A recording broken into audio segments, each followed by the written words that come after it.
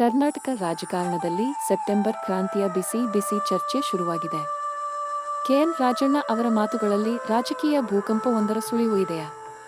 ರಾಜ್ಯದಲ್ಲಿ ಮುಖ್ಯಮಂತ್ರಿ ಬದಲಾವಣೆಯಾಗುತ್ತಾ? ಸಂಪುಟ ಪುನಾರಚನೆ ಆಗಬಹುದಾ? ಹೆಚ್ಚುವರಿ ಡಿಸಿಎಂ ಹುದ್ದೆ ಸೃಷ್ಟಿಯಾಗುತ್ತಾ?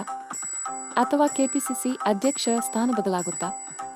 ಈ ನಾಲ್ಕರಲ್ಲಿ ಯಾವುದು ಸೆಪ್ಟೆಂಬರ್ ಕ್ರಾಂತಿಯ ನಿಜ ಮುಖ? ಮೊದಲು ಸಿಎಂ ಬದಲಾವಣೆ. ರಾಜಣ್ಣ ಅವರು ಸಿದ್ದರಾಮಯ್ಯ ಆಪ್ತರು. ಅವರು ಹೇಳಿದ್ದೇನು? ಅದು ಶಕ್ತಿ ಹಸ್ತಾಂತರಕ್ಕೆ ಸೂಚನಾ ಶಬ್ದವಲ್ಲವೋ?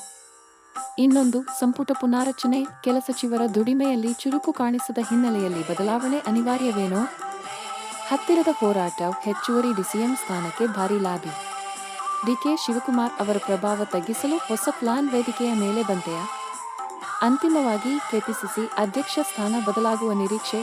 ಜಾರಕಿಹೊಳಿ ಮತ್ತು ಖಂಡ್ರೆ ಮುಂಚೂಣಿಯಲ್ಲಿ. ಸೆಪ್ಟೆಂಬರ್ ಕ್ರಾಂತಿ ನಿಜಕ್ಕೂ ಕ್ರಾಂತಿಯಾಗುತ್ತಾ?